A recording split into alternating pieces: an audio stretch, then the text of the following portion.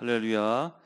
우리 앞뒤 좌우의 분들에게 인사하겠습니다. 사랑합니다. 축복합니다. 인사합니다. 사랑합니다. 축복합니다.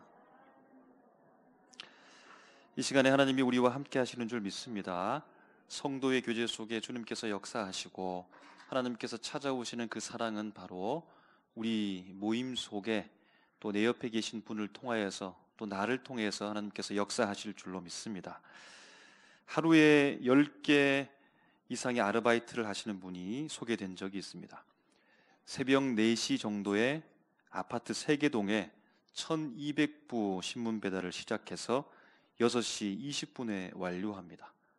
두 번째는 떡집에서 6시 40분부터 떡 배달을 시작해서 마트 3곳에 배달하니 7시 30분 정도가 됩니다. 다음 장소로 이동하는 중에 편의점에 들러서 컵라면을 사고 뜨거운 물을 붓고 이동 중에 익으면 잠시 주차하고 식사를 합니다. 오전 9시 30분에 도시락 배달을 시작해서 점심시간 전까지 공장과 병원 등으로 배달을 합니다. 낮 12시 40분에 아파트에 학원 전단지 배포를 시작하고 전단지 배포를 하면서 신문 판촉도 같이 합니다. 오후 1시 30분에 학원차 운행을 시작합니다. 3시 30분에는 쪽잠 30분을 자고 학원차 운행을 마친 후 집으로 돌아오니까 오후 6시가 됩니다. 이번에는 오다 가다가 줍고 모은 폐지를 한 차 가득 싣고 팔러 갑니다. 다시 집으로 돌아오니 6시 50분입니다. 14년째 두세 시간 잠을 잔 이후에 일어나서 신문 전단지 끼우기, 밤 12시에 사우나 청소, 새벽 2시 10분에 다시 신문 배달을 시작한다는 겁니다. 여러분, 이처럼 온종일 일을 하는 이유는 취미 생활로 그냥 할 것이 없어서 하는 것이 아니고 이분이 IMF 시절에 큰 빚을 지게 되어가지고 그 빚을 갚기 위해서 그가 할 수 있는 최선의 모습으로 나갔다는 겁니다. 그렇게 많고 다양한 일들을 하다 보면 여러분 부족한 부분이 생기지 않겠습니까? 그런데 일을 하시는데 다른 분보다 월등하게 잘하십니다. 그리고 동료와 고객들의 평가도 아주 좋습니다. 사람이 긍정적이다, 성실하기 때문에 그 사람은 신용이 좋다라고 그렇게 말하는 것입니다. 일을 하는 것도 힘들겠지만 여러분, 이처럼 많은 복잡하고 혼란스러운 일들을 하게 되면서 내가 지금 무슨 일을 하고 있는지, 내가 어느 위치에 있는지, 내가 잘하고 있는지 이런 생각이 뒤섞여서 오지 않겠습니까? 그런데 이분을 보니까 큰 어려움 없이 잘 지내는 것 같습니다. 여러분, 사람은 어린 아이에서 성장해서 성인이 되어 가면서 자신의 위치들이 하나씩 더 생겨나는 것 같습니다. 처음에는 자녀로 살다가 좀 성장하게 되어지면 친구의 위치에 서기도 하고 또 남자친구, 여자친구가 되기도 하고 애인이 되기도 하고 남편, 아내의 위치가 그에게 주어지기도 하고 부모의 위치가 자기에게 생기기도 하고 뭐 사위, 며느리, 삼촌, 큰아버지 혹은 직장에서 직원으로 혹은 사장으로의 위치가 그렇게 자신에게 주어진다는 겁니다. 사람은 한 사람인데 수많은 위치들이 자기에게 조금씩 그렇게 많이 생겨나는 것을 우리 모두는 지금도 경험하게 된다는 것입니다. 오늘 본문에서도 보니까 여러분 예수님도 그러한 것 같습니다. 한 분 예수님께서 많은 위치의 모습으로 살아간다는 겁니다. 예수님의 공생의 사역은 세례 요한과 무척 친밀한 관계에 놓여져 있습니다. 세례 요한의 등장과 맞물려 이어지고 연결되는 것입니다. 두 사람은 별개의 사람, 두 개의 인생으로 살아가고 있는데 그 다른 인생이 한 자리에서 만나는 결정적 사건이 있습니다. 바로 세례받는 자리에서 두 분이 만나게 되는 것이죠. 세리와는 백성과 세리와 군인들에게 회개 세례를 주는데 그 자리에 신발끈을 풀기도 감당할 수 없을 만큼 위대하신 예수님께서 오셨습니다. 오신 건조차도 감당하기 힘든데 자기의 세례를 베풀라라고 하는 것입니다. 기어코 세례 요한으로부터 세례를 받으신 예수님, 세례 요한은 예수님을 향하여서 하나님의 어린 양, 그리스도라고 하는 이 그리스도됨을 밝히게 됩니다. 세례 요한의 제자 중에 2명이 예수님의 제자가 되기도 하고 본격적으로 제자들을 모으고 하나님의 사역들을 이제 시작하려고 한다는 겁니다. 오늘 우리가 읽은 요한복음 말씀은 하나님의 아들 독생자 예수 그리스도의 이야기를 시간선상 위에서 계속해서 진행하는 것 같습니다. 그래서 우리가 읽지는 않았지만 요한복음 1장 29절에는 이렇게 표현하죠. 이튿날이라고 표현으로 시작해서 1장 35절에는 또 이튿날이라고 말하고 43절에서도 이튿날, 오늘 우리가 읽은 2장 1절 말씀에 사흘째 되는 날 하면서 시간의 연속선상 위에 흐름을 따라서 예수님의 이야기가 진행된다는 겁니다. 예수님께서는 우리가 알고 있는 대로 그의 고향 갈릴리 나사렛에서 살고 계셨지요. 그런데 갈릴리 가나라는 동네에 혼인잔치가 있습니다. 나사렛에서부터 갈릴리 가나는 북동쪽 약 8km 지점에 있습니다. 이 기쁜 혼인잔치에 예수님께서 초대를 받았습니다. 제자들도 초대를 받았습니다. 가까운 거리라서 그럴까요? 예수님의 어머니 마리아도 그 잔치 자리에 함께 있습니다. 여러분, 가나의 혼인잔치라고 하면 잘 알고 있죠. 무슨 말씀이 떠오른지 아마 다 알 것입니다. 물이 변하여 무엇이 됐습니까? 포도주가 되는 놀라운 역사적 사건이, 기적이 일어났습니다. 잔치 자리에는 포도주가 참으로 그때 중요했는데, 그런데 포도주가 그만 떨어지고 말았습니다. 이 문제를 해결하기 위해서 예수님의 어머니 마리아는 예수님, 자신의 아들이 이 문제를 해결할 수 있다라고 보았습니다. 그런데 아들 예수님께서는 아직 때가 아니라고 했지요. 그러나 결국에는 두세 통 드는 돌 항아리 6개에 물을 가득 채우고 이제 연회장에게 갖다 주었는데, 연회장이 그 포도주를 맛보면서 깜짝 놀라는 것이죠. 아니, 어떻게 잔치 초반에 좋은 포도주를 내놓고 잔치가 무르익어서 사람들이 취하기도 하고, 그래서 맛 감각이 둔하게 되어지면 좀 맛이 떨어지는 아랫등급의 포도주를 내어놓는 것이 일반적인데 어떻게 반대인가? 아니, 처음에도 좋은 포도주, 나중에도 좋은 포도주를 이렇게 낼 수 있는가라고 하는 놀라운 일들이 일어나게 되는 것입니다. 여러분, 이것이 사복음서를 통틀어 가장 빠른 기적입니다. 사복음서를 통틀어 특별히 요한복음에만 하나님의 말씀, 이 예수 그리스도의 첫 표적 사건이 기록되어져 있습니다. 여러분, 왜 예수님께서는 이 표적을 일으켰을까요? 여러분, 왜 예수님께서는 물을 변하여 포도주가 되게 했을까요? 왜 이 첫 표적을 사람들에게 이 잔치 자리에서 기적을 일으키신 이유가 무엇일까요? 예수님의 어머니 마리아 때문일까요? 예수님 어머니 마리아의 체면 때문일까요?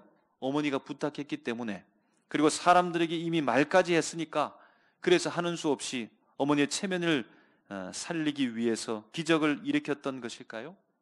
아니면 예수님의 뜻과는 상관없이 일이 너무나 빨리 진행되다 보니까 할 수 없이 예수님께서 사람들이 준비되어지고 이런 상황 속에서 기적을 떠밀려 가듯 그냥 일으키신 것일까요? 아니면 예수님께서는 스승이시지요? 제자들이 있습니다. 그들과의 관계 속에서 스승으로서의 위신을 잃지 않기 위해서, 스승, 제자라고 하는 이 얼굴이 부끄럽지 않게 하기 위해서 예수님께서 기적을 베푸셨을까요?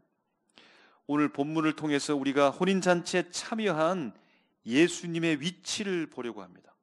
예수님의 위치는 어디 있냐면 많은 사람들 중에 있습니다.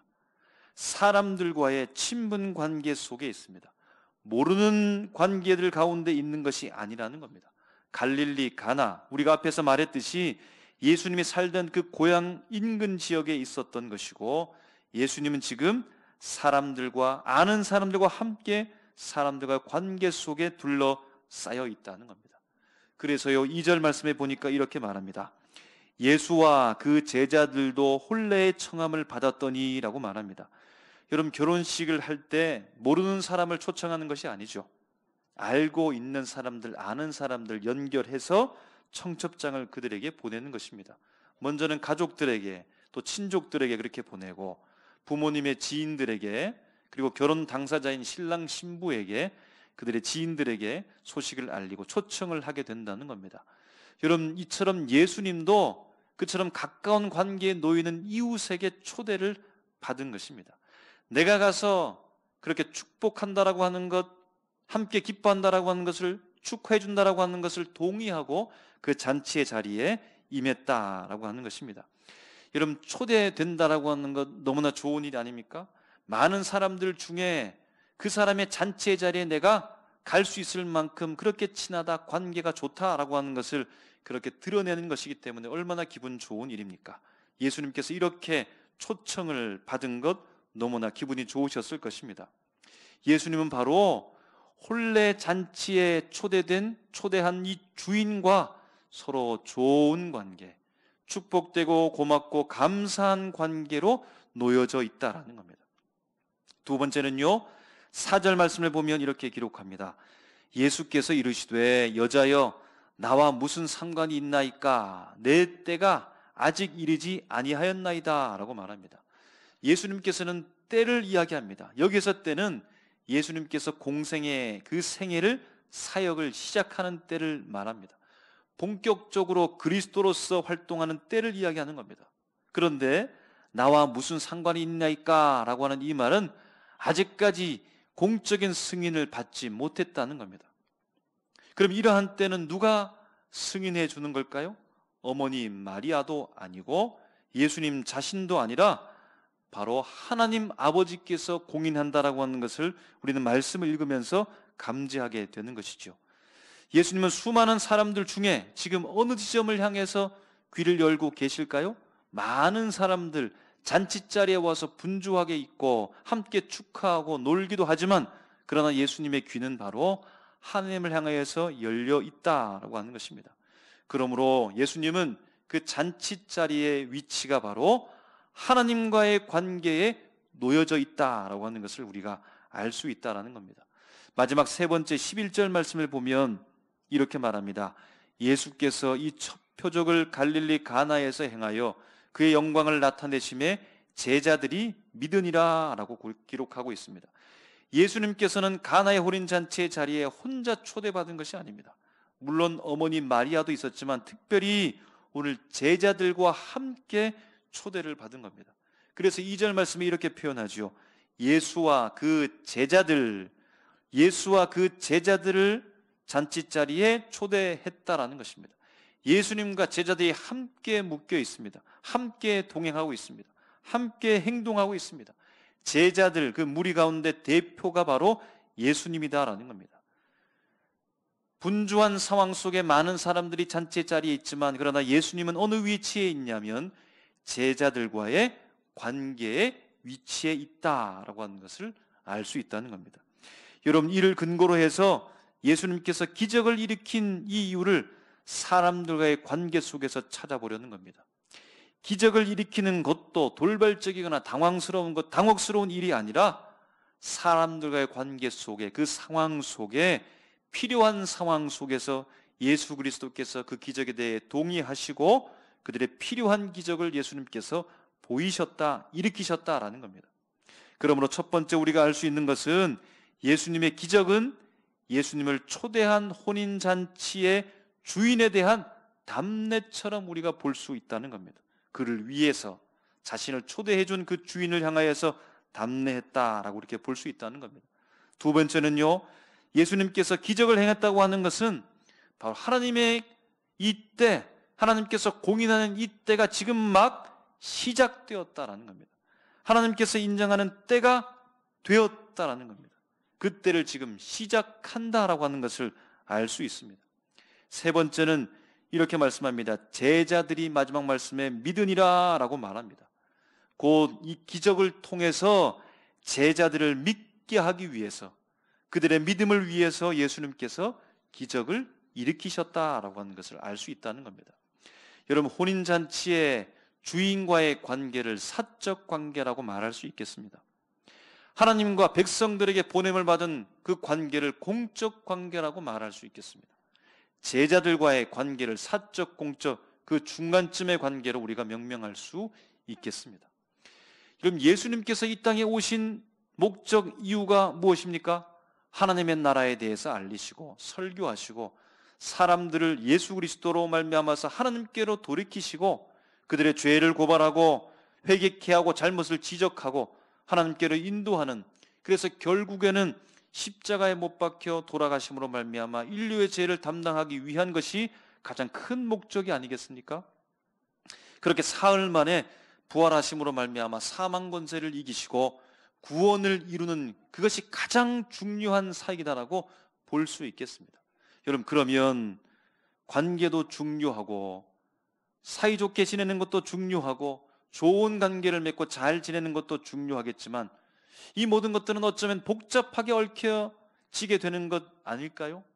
예수님께서 중요한 하나님의 때를 이루어가는데 혹 방해되는 것은 아니겠습니까? 항상 하나님의 때를 준비하고 거기에 귀를 기울이고 나가야 되는, 곧 공적 삶에만 중요하게 생각하고 사역하시는 게 맞지 않겠습니까? 그러면 가능하면 사적 관계는 멀리하고 또 없애기도 하고 깨기도 하고, 공적 사적 중간의 관계들도 적당한 거리를 두고 제자들과 소그룹의 사람들도 그들의 권위를 무시하지 않도록 적당한 위치에 두고서 그렇게 나가는 것이 좋지 않겠습니까? 그런데 오늘 혼인잔치에 일어난 이 관계를 놓고 보면 예수님께서는요, 모든 관계를 다 맺고 있습니다. 관계를 깨지 않으십니다. 초청의 자리에 가셨습니다. 여전히 제자들과 함께 있으며 하나님의 공인된 때를 기다리면서 나아가고 있다는 겁니다. 예수님은 이 세 관계의 위치에서 어느 한 곳도 소홀함이 없다라는 겁니다. 주어진 관계에 충실하고 진실하게 행동하시고 성실하게 임하신다는 겁니다. 혼인잔치의 자리에 주어진 그 어려움을 외면하지 않고 담내하듯 정성을 다해서 그 어려움을 해결해 주십니다. 포도주 중에서 최상급의 포도주로 예수님께서 그 어려움을 타개해 나가신다는 겁니다. 그러나 하나님의 보내신 자로서의 그 자의식을 놓치지 않고 하나님의 때를 신중히 기다리면서 나아가고 있으며 진실하게 하나님을 바라보고 있습니다. 그 분주한 중에도 제자들을 바라봅니다. 여전히 제자의 스승으로서의 그 위치를 잃지 않으시고 제자들이 믿음으로 나갈 수 있도록, 믿음을 깨우치도록, 믿음을 알 수 있도록, 믿음을 배울 수 있도록 예수님께서는 오늘 기적을 베풀었다라는 겁니다. 여러분, 우리는 지금 어떠한 위치에서 살아가고 계십니까?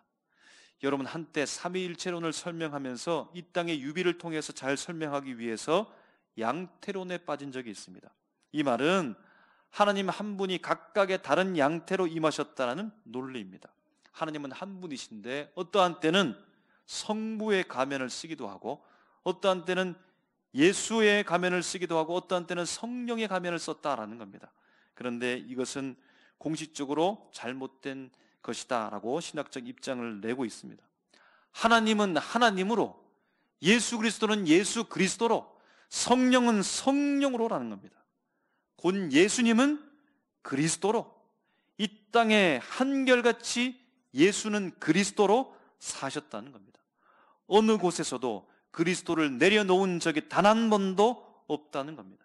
우리가 오해하고 잘못 보고 있으며 이곳에서는 예수가 그리스도가 되어야 되지 않겠는가라고 하는 가면을 씌웠던 오해와 잘못만이 있었을 뿐입니다. 여러분, 우리는 누구지요? 예수님을 구주로 모시고 있는, 그리스도로 믿고 있는 그리스도인인 줄로 믿습니다. 우리는 크리스찬입니다. 예수 믿는 사람입니다. 그리스도인입니다. 그러므로 우리의 삶도 그리스도이신 예수님과 같아야 합니다. 그 삶을 따라가야 된다는 겁니다. 우리도 예수님처럼 새 관계에 놓여져 있습니다. 개인을 만나는 사적 관계가 우리 가운데 있습니다. 하나님께로부터 부여받은 사명, 곧 공적 관계가 우리 쪽에 놓여져 있고 또 그 중간적인 관계에 우리가 함께 살아가고 있다는 겁니다. 여러분, 친구, 지인 같은 개인을 만나지요? 가족, 소그룹 등의 만남이 있고 직장에서, 교회에서 공인된 공적 관계에 많은 사람들과 함께 만나고 있다는 겁니다. 여러분, 그러나 어느 곳에서도 소홀할 수 없는 우리는 그리스도인이라는 겁니다. 친구들, 지인들과의, 개인과의 만남에서도 우리는 그리스도인이며 좋은 관계를 맺고 친절하고 온유하게 정직하게 다정하게 축복하면서 감사하면서 정성껏 담내하면서 그렇게 살아야 되는 그리스도인이라는 겁니다. 친척, 가족, 소모임에서도 우리는 여전히 그리스도인입니다. 직장에서도 교회에서도 물론 우리는 여전히 그리스도인으로 살아가고 있다는 겁니다. 우리는 그리스도인입니다. 단 한순간도 예수 그리스도 믿음이 포기되지 않는 그 순간 속에서 매 순간마다 우리는 그리스도인으로서 살아간다는 겁니다. 제가 예전에 부흥회 때인가요? 들었던 말씀이 기억났습니다. 어느 날 목사님이 설교하고 있는데 사모님이 목사님이 설교하시는 그 강대상으로 밥상을 차려서 왔다는 겁니다. 강대상에서 그토록 인자하시고 사랑 많으신 은혜가 넘치시는 그 목사님에게 그분이 너무 좋아서 밥상을 차려왔다는 겁니다. 그러면 무엇을 말하는 겁니까? 집에서는 그렇지 않다는 것이죠. 여러분, 목사이기 이전에 그리스도인이어야 합니다. 직분자이기 전에 그리스도인이어야 합니다. 우리는 예수님을 믿고 그리스도인으로 다시 태어난 사람들입니다. 우리는 어느 곳에 있든지 간에 그리스도인이며 바로 그리스도인으로부터 우리는 출발해야 된다는 것입니다. 은혜롭게 예배를 드리고 나가는 동안에 분주해서 자리 다툼하면서 그리스도인을 저 멀리 떠나보내면 안 되는 것입니다. 차를 운전해 가면서 그리스도인을 창문 안으로 구겨 넣어서도 안 되는 것입니다. 복잡한 가정사, 마음에 안 드는 가족 분위기, 남편, 아내, 자녀들, 그 안에서도 우리는 그리스도인입니다. 경쟁과 이기심, 욕심과 부당함, 차별과 편법과 반칙, 통과 의례가 있는 이 사회 속에서도 혹은 직장의 삶 속에서도 우리는 여전히 그리스도인이라는 사실을 놓쳐서는 안 된다는 겁니다. 여러분, 예수님은 어떠하셨을까요? 개인을 만날 때는 이런 사람이 되어지고 하나님 앞에서는 거룩한 사람이 되어지고 제자들 앞에서는 권위적인 사람, 변덕스러운 사람이 된 것이 아닙니다. 그 자리가 마칠 때까지 2절 말씀과 같이 예수와 그 제자들의 스승으로서 그리스도이심을 단 한순간도 예수님께서는 멈추지 않으셨다는 겁니다. 진실하고 성실하고 충실하게 그리스도인으로 살아가시기를 주님의 이름으로 축복합니다. 여러분, 그렇게 살아가게 되어질 때 바로 그 시작점으로부터 우리 교회가 새롭게 되어질 줄로 믿습니다. 그리스도인으로 살아가는 그 삶의 현장 속에서 내가 개인을 만나든 소그룹을 만나든 공적인 인간으로 살아가든 간에 그리스도인으로서 살아가는 그 삶을 포기하지 않고 한결같이 그리스도인 되게 될 때 우리가 사회를, 이 세상을 이롭게 할 수 있는 사람으로 살아갈 수 있다는 겁니다. 여러분, 큰 대집회, 큰 하나님 앞에 큰 영 올려드리는 예전과 같은 그 화려한 일들이 우리에게 있지 않다 할지라도 이제는 세밀하게 우리 자신을 주목하시기 바랍니다. 내가 누구인가? 내가 어디로부터 출발했는가? 예수 믿은 이후에 나는 무엇이 되었는가? 어떤 사람이 되었는가? 나는 누구로 살아가고 있는가? 예수 믿은 이후에 우리는 그리스도인으로 살아갔으며 출발했습니다. 여전히 우리는 그리스도인입니다. 우리의 모든 일들과 내 직분과 지위와 세상의 위치가 달라졌다 할지라도 나는 여전히 그리스도인이라는 사실입니다. 그렇게 되어질 때 교회가 새로워집니다. 그렇게 되어질 때 세상을 이롭게 할 수 있는 내 자신, 우리 교회가 될 수 있다라고는 사실을 여러분 잊지 말고 그리스도인됨을 한순간도 놓치지 않는 평범한 일상의 삶 속에서도, 작은 모임에서도, 큰 일 속에서도 그 삶으로 살아가서 교회를 새롭게, 세상을 이롭게 할 수 있는 우리 모습 다 되시기를 주님의 이름으로 축복합니다. 기도하겠습니다. 살아계신 하나님 아버지, 은혜를 감사합니다. 이 땅에 희망 없이 소망 없이 예수 없이 살고 갔었는데 하나님 아버지께서 독생자 예수 그리스도를 우리에게 보내심으로 말미암아 그리스도인 되게 하시니 감사합니다. 주님, 그리스도인으로 출발했사오니 그리스도인으로 그 과정의 삶을 살아가게 도와주시옵시고 그리스도인으로 마칠 수 있도록 도와주시옵소서. 예수 그리스도께서 한순간도 개인의 삶과 소그룹의 삶과 공인된 삶 속에서 충실과 진실과 신실함으로 나갔던 것처럼 우리도 그 삶을 신실하게 배울 수 있도록 역사하여 주시옵소서. 아버지 하나님, 주님이 원하신 아름다운 삶 살기를 간절한 마음으로 기도하며 예수님의 이름으로 기도하옵나이다. 아멘. 함께 일어나셔서 내 모든 소원 기도의 제목 찬양 드리겠습니다.